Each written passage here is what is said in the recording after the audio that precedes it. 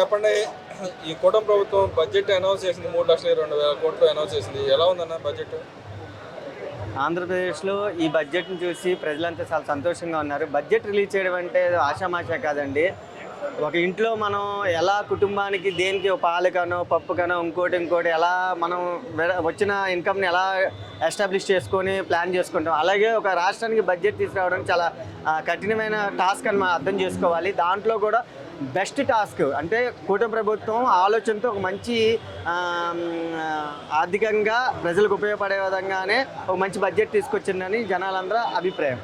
కానీ జగన్మోహన్ రెడ్డి గారు అంటున్నారు బడ్జెట్లో అసలు ఏమీ లేదు, లబ్ధిదారులను తగ్గించేశారు, ఏ ఒక్క లబ్ధిదారుడు కూడా ఇంత మట్టికి రాలేదు, నేను ఉండగా పథకాలన్నీ ఇచ్చాను, ఈ గవర్నమెంట్ ఇచ్చిన సూపర్ 6 పథకాలు ఏది ఇవ్వట్లేదని చెప్పి అంటున్నాడుగా. సూపర్ 6 పథకాల్లో అమల్లోకి వచ్చిన పథకాలు ఏంటో ప్రజలకి తెలుసు. రాగానే 4,000 రూపాయల పెన్షన్ ఆల్రెడీ అమల్లో ఉంది, 3 సిలిండర్లు ఇస్తా అన్నారు, అది అమల్లో ఉంది. ఏదైనా 1, 2, 3 మెట్టేస్తాం కానీ ఒకేసారి 10 మెట్టేయరండి. 6 సూపర్ 6 పథకాలు ఒకేసారి రిలీజ్ చేస్తామని చెప్పలేదు, 6 పథకాలు ఇస్తామని చెప్పారు కూటమి ప్రభుత్వం. అలాగే 1 by 1 చేసుకుంటూ వెళ్తున్నారు. బడ్జెట్ ప్రకారం ఏంటంటే ఆయన చేసిన లోటు బడ్జెట్ వల్ల ఈరోజు మేము ఏ పథకాలు ఇవ్వలేని పరిస్థితుల్లోకి ఒకేసారి ఇవ్వలేకపోవడానికి కారణం అంటే ప్లాన్ చేసుకుని వెళ్తున్నారు. ఎందుకంటే ఆయన రాష్ట్రాన్ని అప్పులు పాలు చేసి వెళ్ళారు కాబట్టి ఆ అప్పులు పూడ్చుకుంటూ ప్రజలకి నిత్యావసర వస్తువులు ఇవ్వాలి. నిత్యావసర అవకాశం ఏదైతే నిత్యం ప్రజలకు అవసరం ఉన్నాయో అవన్నీ సమకూర్చాలి అనుకుంటే మనకి ఆర్థికంగా మన రాష్ట్రం ముందుకెళ్ళాలి, ఇన్కమ్ సోర్స్ పెంచుకోవాలి, అప్పుడు బడ్జెట్లు ఇవ్వగలం. అంటే ఆయన అంటాడు కేటాయింపులు ఏదో చూపించారు కానీ కేటాయింపులు అసలు జరగలేదు, నా అంతా కూడా జరగలేదు, నేను ఉండగా వచ్చిన నెలలోనే ఉద్యోగ అవకాశాలు కల్పించాను, ఉద్యోగాలు 4 లక్షల ఉద్యోగాలు ఇచ్చాను. ఆయన నవరత్నాలు ఎన్ని రత్నాలు అమలు చేశారని ప్రజలందరూ తెలుసండి. ఎన్ని రత్నాలు అమలు చేశారో, మద్యపానం అనే నవరత్నాన్ని ఏం చేశాడు, వెళ్ళిపోయే వరకు కూడా ముయ్యలేదు కదా. ఓపెన్గా చెప్పాలంటే మద్యపానం అన్నది ఆయన నవరత్నాలు ఒక పథకం అన్నమాట. ఇన్స్టాల్మెంట్లో అన్నా క్లోజ్ చేస్తున్నాడు, క్లోజ్ చేయలేకపోయాడు అంటే ఆయన ఫెయిల్యూర్ అయ్యాడు కదా. ఆయన నవరత్నాలు ఏం సక్సెస్ కాలేదండి. ఏదో అమ్మఒడి ఇచ్చాడు, ఫస్ట్ 100% ఇస్తే తర్వాత 70%, తర్వాత 50% అలా ఇచ్చాడని మేము చాలాసార్లు చెప్పాము.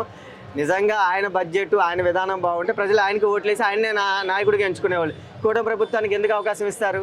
అంటే ఇక్కడ మహిళలను ప్రత్యేకంగా ఇస్తానని చెప్పి ఇచ్చిన వాగ్దానాలు నెరవేర్చడం మోసం చేస్తున్నాడు. అదే ఫ్రీ బస్సు అన్నాడు, ఫ్రీ బస్సు ఉన్నట్టయితే మా రాయలసీమ నుంచి వచ్చి మహిళలు ఇక్కడ అమరావతి ఏదో కడతాడు, అది చూస్తానికి వచ్చేవాళ్ళు అని చెప్పి అన్నాడు వ్యంగ్యంగా.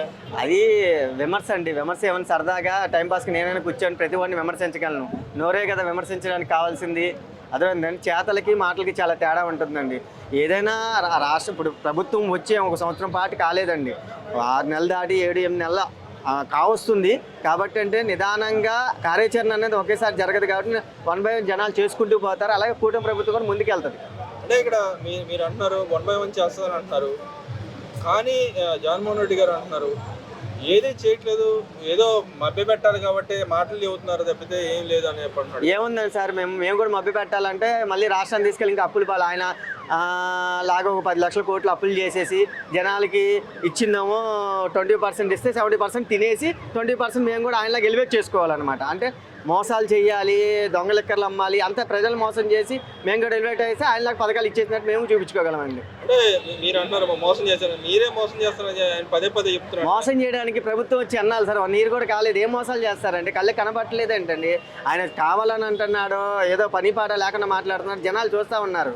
అర్థమైంది. ఆయన బాధ ఏంటంటే పాపం ప్రతిపక్షం కూడా లేదన్న బాధలో ఏం మాట్లాడుతున్నాడు ఆయనకి తెలియట్లేదు. అంటే ఆయన నిన్న కూడా మాట్లాడుతూ ఉన్నారు, ప్రతిపక్ష నాయకుడు నాకు ఇవ్వాల్సిందే, ఎక్కడ రాజ్యాంగం లేదు, నాకు కంపల్సరీ రావాల్సిందని చెప్పి ఆయన అంటాడు.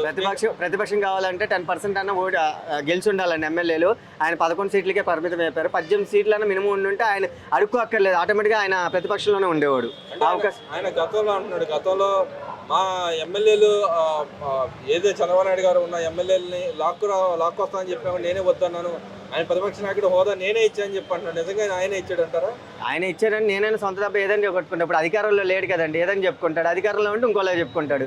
అధికారం లేనప్పుడు 100 మాట్లాడుకుంటాం, అవన్నీ మనం పరిగణలోకి తీసుకోక్కర్లేదు. అంటే ఇక్కడ మీ పవన్ కళ్యాణ్ గారు కూడా వ్యాఖ్య చేశాడు, గతంలో పవన్ కళ్యాణ్ గారు జర్మనీలో అయితే మీకు ప్రతిపక్ష నాయకుడు హోదా వస్తుంది కానీ ఇక్కడ రాదు కరాఖండిగా ఆయన చెప్పారు. దానికి కౌంటర్గా ఆయన మాట్లాడుతున్నాడు, కార్పొరేటర్కి ఎక్కువ, అదే కార్పొరేటర్ ఎక్కువ, ఎమ్మెల్యే తక్కువ, ఏదో ఒక్కసారి ముఖ్యమంత్రి గెలిచాడు అని చెప్పి అంటున్నాడుగా. ఆ రోజు జగన్మోహన్ రెడ్డి నోరు జాడి మా 3 పెళ్ళాలు, ముగ్గురు పెళ్ళాలు, 3 పెళ్ళిళ్ళు ఈ టైప్లో మాట్లాడారు కాబట్టి ఈరోజు అధికారంలో లేకుండా 11 సీట్లకు పరిమితం. ఎప్పుడైతే పవన్ కళ్యాణ్ గారిని విమర్శించడం జరిగిందో ఆయన జీవితం పతనం అయిపోవడానికి కారణం ముఖ్యంగా ఆ నోటి దొల వల్లే ఆయన అలా పతనం చేసుకున్నాడు ఆయన. ఎందుకంటే ఎవరైతే రాజకీయ పరంగా రాజకీయ విమర్శ చేసుకోవాలి, పర్సనల్గా ఎప్పుడైతే విమర్శించాడో ఆయన అభిమానులు ఆయనకి దెబ్బ కొట్టారు. అంటే ఇక్కడ మీరు అభిమానులు అని చెప్పి అంటారు, ఇక్కడ నా అభిమానులు అందరూ బాగానే ఉన్నారు, నా పక్క ప్రజలు కూడా 40% ఉన్నారు, వాళ్ళ పక్క ఎవరు లేరు, అంతా ఇప్పుడు 1 by 1 వెళ్ళిపోతా ఉన్నారు, వాళ్ళని నమ్మట్లేదు అని చెప్పి అంటున్నాడు. కానీ మరి మన ఎమ్మెల్సీలు గెలవాలి కదండి, ఎందుకు గెలవలేకపోయారు? సీట్లు కూడా ఎందుకని పోటీ చేయలేకపోయారు అంత బలం ఉన్న వాళ్ళు? అంటే రిగ్గింగ్ చేసి గెలిచారు, అలాంటప్పుడు మేము ఎందుకు పోటీ చేయటం అంటున్నాడు. ఆయన గెలిస్తే రిగ్గింగ్ చేయనట్టు, ఆయన గెలవకపోతే రిగ్గింగ్ చేసినట్టు, అది కామన్గా ఎవడైనా అనే మాటేలండి. అవన్నీ మన పరిగణనలో తీసుకుంటే జనాలు ఇష్టపడితే అవుతారు. అంటే ఇక్కడ ఇప్పుడు ఏదైతే 3 ఎమ్మెల్సీ స్థానాలు గెలిచారో అది రిఫరెండంగా భావించవచ్చు అంటారా? సార్ అది ఏదో చదువుకోని వాడు వేసిన ఓటు కాదండి, చదువుకోని డిగ్రీ అంటే పట్టభద్రులు వేసిన ఓటు అండి అది. కాబట్టి ఏంటంటే మినిమం డిగ్రీ చదివాడంటే ఆయనకి ఎంత నాలెడ్జ్ ఉంటుందో ఆడి ఓటు ఇంకోటి వేస్తే ఎవడు ఒప్పుకోడండి. ఈరోజు చదువుకోనోడే వాడు ఓటు రాకపోతే ఫైట్ చేస్తున్నాడు ఈరోజు. అలాంటి పరిస్థితి, అలాంటి వ్యవస్థ ఉంది ఈరోజు. కానీ మీరు యువత వేసారు, యువత చదువుకున్న వాళ్ళు వేసారని చెప్పి అంటారు.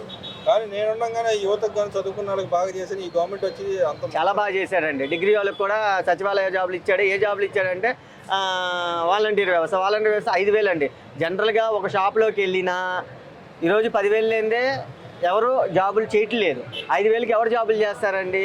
ఏదో వాళ్ళకి పార్ట్ టైం జాబ్గా కల్పించాము చూపించుకోవాలని చెప్పేసి ఏదో ఆ రోజుల్లో సచివాలయం జాబులు వాలంటీర్ వ్యవస్థ అని పెట్టాడు. ఆ వాలంటీర్ వ్యవస్థ కూడా ఎంత అప్డేట్ అయిందో, జనాలకి ఏదో ఆయన వాళ్ళ పథకాల దగ్గరుండి అవి చూపించుకున్నాడు తప్ప అది సక్సెస్ కాలేదని మేము అనుకున్నాం. ఆ సక్సెస్ కాలేదు, అది ఫెయిల్యూర్ అయిపోయింది ఈరోజు. అంటే ఇక్కడ వాలంటీర్ వ్యవస్థ కూడా మీరే పీకేశారని చెప్తున్నాడుగా, ఉన్న కూడా అందరూ పీకేశారంటగా. పీకేశారు అంటే దానికి ఎందుకు పీకారా ఏంటా అన్నది ఆ వాలంటీర్లకు తెలుసు, ప్రజలకు తెలుసు, ఇప్పుడు జరుగుతున్న కూటమి ప్రభుత్వానికి తెలుసండి. దానికి సంబంధించి కార్యాచరణ ఏం చేయాలో కూటమి ప్రభుత్వం చూసుకుంటుంది. అలాగే నాగబాబు గారికి ఎమ్మెల్సీ స్థానం కేటాయించారు, ఆల్రెడీ అనౌన్స్మెంట్ అయింది, ఈరోజు నామినేషన్ కూడా వేసినట్టున్నారు. మీరు ఎలా చూస్తారు సార్? చాలా సంతోషకరంగా ఉందండి.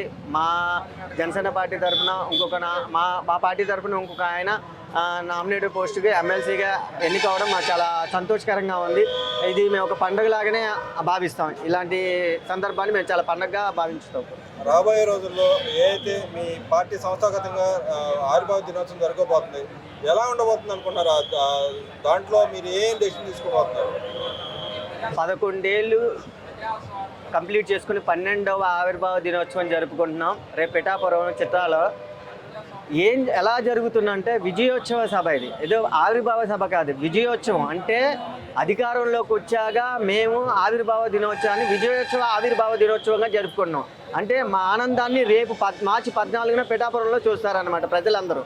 అంటే ఒక అద్భుతం. అంటే 2 సార్లు మచిలీపట్నం కానీ ఇప్పడం కానీ పవన్ కళ్యాణ్ గారు ఓటు చీల్చను అని చెప్పారు. ఓటు చీలకుండానే ఈరోజు ఆంధ్రప్రదేశ్ ప్రజల కోసం తన యొక్క సాక్రిఫైస్ చేసుకొని పొత్తులో భాగంగా కూటమి ప్రభుత్వం ఏర్పరిచి ఇండియాలోనే ఒక కీలక పాత్ర, రాజకీయం చేత కాదన్న వ్యక్తి ఈరోజు ఇండియాలో రాజకీయాన్ని శాసించే వ్యక్తిగా తయారైన వ్యక్తి పవన్ కళ్యాణ్ గారు. అంటే గతంలో ఏదైతే సనాతన ధర్మం మీద మాట్లాడినప్పుడు కూడా కొంతమంది వ్యంగ్యంగా మాట్లాడతారు. ఎందుకని అంటే ఆయన సనాతన ధర్మానికి సంబంధించిన అంశాన్ని ముందుకు తీసుకెళ్తున్నారు. ఒక పక్క ధర్మాన్ని కాపాడుతూ ఇంకో పక్క రాజకీయం కూడా ఎదుగుతున్నారు. దాన్ని ఎలా చూస్తారు మీరు? సార్ ఆయన ఒక మతానికి ఒక వర్గానికి చెందిన వ్యక్తి కాదండి. ఆయన స్థాపించిన జనసేన పార్టీలో కుల మత వ్యవస్థలు లేని రాజకీయం చేయాలనే ఆలోచనలో ఉన్న వ్యక్తి పవన్ కళ్యాణ్ గారు. అలాంటి వ్యక్తి ఈరోజు ఒక హిందూ మతానికి ఇబ్బంది కలిగినప్పుడు హిందూ మతానికి వచ్చి నిలబడ్డారు. రేపు ఒక ముస్లిం మతానికి ఆ ఇబ్బంది కలిగితే ఆయన ముస్లిం మతానికి కూడా వస్తారు. ఎందుకంటే భారతదేశం ఎన్నో కులాలకి మతాలకి పుట్టినిల్లు లాంటిది. అలాంటి వ్యవస్థలో ఆ రోజు ఆంధ్రప్రదేశ్ టీడీపీలో లడ్డూ వివాదం జరిగింది కాబట్టి ఎంతో ధైర్యంగా కలియుగ దేవుడు వెంకటేశ్వర స్వామి గారిని అవమానించిన విధంగా లడ్డూలో కల్తీ ఈ జగన్మోహన్ రెడ్డి వల్ల జరిగింది కాబట్టి దాని పర్యాసానం ఏం చేయాలన్న పవన్ కళ్యాణ్ గారు ఆలోచించి హిందూ ధర్మానికి ఆ రోజు మద్దతు ఇచ్చారు. అంతేగాని హిందూ ధర్మం ఒక్కటే పవన్ కళ్యాణ్ గారు అన్ని మతాలకి అన్ని కుల వాళ్ళకి పవన్ కళ్యాణ్ గారు ఎప్పుడు ఒకేలా ఉంటారని ఒకేలా చూస్తారు. అదేవిధంగా ఫైనల్గా చెప్పండి, రేపు ఏదైతే ఉమ్మడి ప్రభుత్వం పథకాలు ఏవైతే ఉన్నాయో అమలు జరుగుతూ ఉన్నాయి, రేపు మీ పార్టీలో కూడా తీసుకునే అంశాలు ఉమ్మడి ప్రభుత్వంలో అమలు అయ్యే అవకాశం ఎంత మాత్రం ఉందనుకుంటున్నారు? సార్ ఏదైనా ఒకటి చెప్తున్నాను సార్, ఎప్పుడైనా ఒక పార్టీ స్థాపించాక ఆ నాయకుడు ఏం చేయాలా ఏంటన్నది ఆ విషయం ఆయనకి తెలుసు. మా కళ్యాణ్ బాబు గారు ఏం చేయాలని ఆయనకు ఆలోచన, ఆయన ఏదైతే అనుకున్నారో ఆయన చేసుకుంటూ పోతున్నారండి. ఈరోజు చూస్తే సినిమాల్లోనే మీరు సీఎం ఇలా చేస్తాడు అలా చేస్తారని చూస్తున్నారు తప్ప రియల్ లైఫ్లో పవన్ కళ్యాణ్ గారు ఏం చేస్తున్నారని ప్రజలు ఒక్కరు ప్రతిదీ గమనిస్తున్నారండి. చెప్పాను అంతకుముందు 70 ఏళ్ల చరిత్ర, ఒక ఊరికి రోడ్డు లేదు గిరిజన ప్రాంతాలు, అలాంటిది ఈరోజు పవన్ కళ్యాణ్ గారు గిరిజన ప్రాంతాలు కానీ అసలు గుర్తింపు లేని ఒక పల్లెటూరులు కానీ ఈరోజు పవన్ కళ్యాణ్ గారి వల్లే చాలామంది గమనిస్తున్నారు, అటువైపు చూస్తున్నారు. అంటే కూటమిలో మీరు భాగస్వామ్యంగా ఉండి మీరు అనుకున్న ఏదైతే పథకాలు కానీ ఒక పక్క సంక్షేమానికి సంబంధించిన కానీ అంశాలు కొన్ని అంశాలు ముందుకు తీసుకెళ్తాం, పవన్ కళ్యాణ్ గారు జాగ్రత్తగా దాన్ని నిధులు తీసుకొచ్చి అభివృద్ధి పదంగా ముందుకు నడుపుతున్నారు. రేపు రాబోయే రోజుల్లో ఇంకేం తీసుకొచ్చే అవకాశం ఉందనుకుంటారు పవన్ కళ్యాణ్ గారు? సార్ ఆయన ఎప్పుడో చెప్పారు మాట, మోడీ గారి దగ్గర నుంచి ఎంతవరకు సాధ్యమైతే ఆంధ్రప్రదేశ్కి అన్ని విధాలుగా ఆర్థికంగా అక్కడి నుంచి మనకి రావాల్సిన పథకాలు కానీ రావాల్సిన ఫండింగ్ కానీ ఆయన తీసుకొస్తానని మాట ఇచ్చాడు. ఆ విధంగానే కూటమి ప్రభుత్వం ఏర్పడిన కాంచి ఎలా తీసుకొస్తున్నారా ఏంటని రోజు న్యూస్లో అప్డేట్ అవుతుంది. ఆయన ఏదైతే మాట ఇచ్చారో మాటకి కట్టుబడే వ్యక్తి, మాటకి నిలబడే వ్యక్తి.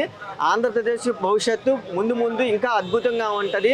ఈరోజు చూస్తున్నారు రోడ్లు కానీ లేకపోతే డెవలప్మెంట్ కానీ ఎలా జరుగుతుంది సార్. ఒకటి సార్, పరిగెత్తాలి అంటే ఒకేసారి ఒక 10 అడుగులు ఒకేసారి వేయలేము, 1, 2, 3 వేసుకుంటూనే వెళ్తాం. అలాగే అభివృద్ధి చెందాలంటే 1 by 1 జరుగుతూ ఉంటుంది. కొంచెం ప్రజలు కొంచెం కూటమి ప్రభుత్వానికి టైం ఇస్తే అభివృద్ధి ఎలా జరుగుతుందని మీరే చూస్తారు.